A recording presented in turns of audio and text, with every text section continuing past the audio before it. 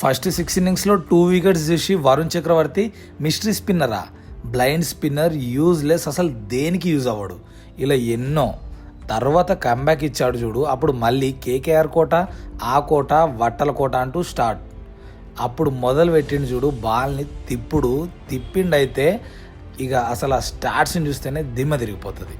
బంగ్లాదేశ్తో 3 T20 ఇంటర్నేషనల్స్లో 5 wickets, south ఆఫ్రికాతో 4 T20 ఇంటర్నేషనల్స్లో 12 వికెట్లు, ongoing England సిరీస్లో ఇప్పటికే 3 మ్యాచ్లు అయితే 10 వికెట్లు వేసుకుపోయిండు. ఒక్కో మ్యాచ్లో ఒక్కో వికెట్ తీసిన ప్రతిసారి ట్రోల్ చేసినోడికి, గంభీర్ కోట అన్నోడికి బట్టలు వణికేలా చేస్తుండు బౌలింగ్.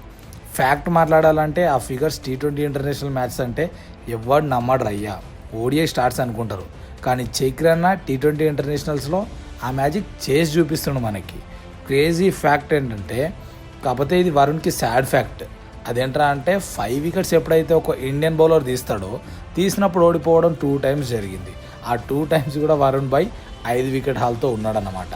ఈ స్టార్ట్ చూస్తే దిమ్మ గిర్రుమంటది. 10 మ్యాచెస్లో 27 వికెట్స్, స్ట్రైక్ రేట్ 8.8. దీని అర్థం ఏంటంటే ప్రతి 9 balls-కి ఒక వికెట్ని మింగుతుండని. Economy rate 7.4. T20లో ఇది ఒక గుడ్ ఎకానమీ రేట్. 5 for 2 ఉన్నాయి. ఇప్పుడు అనండి వరుణ్ యూజ్లెస్, వరుణ్ కేకేఆర్ కోట, వరుణ్ గంభీర్ కోట అలా అనే అవకాశం కూడా లేదనుకుంటా. అన్ఇమాజినబుల్ స్టఫ్ క్రియేట్ చేస్తుండే స్పిన్తో. వరుణ్ చక్రవర్తిపై మీ ఒపీనియన్స్ ఏంటనేది కామెంట్ చేయండి.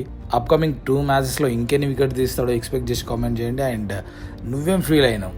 వరుణ్ కోటాతోనే వచ్చిండు అనుకున్నావా, టాలెంట్ తోటి వచ్చిండు అనుకున్నావా అందరిలాగే అనేది కూడా కామెంట్ చేసి, ఇలాంటి ఇన్ఫర్మేషన్ తెలుగులో కావాలనుకుంటే సబ్స్క్రైబ్ చేసి సపోర్ట్ చేయండి.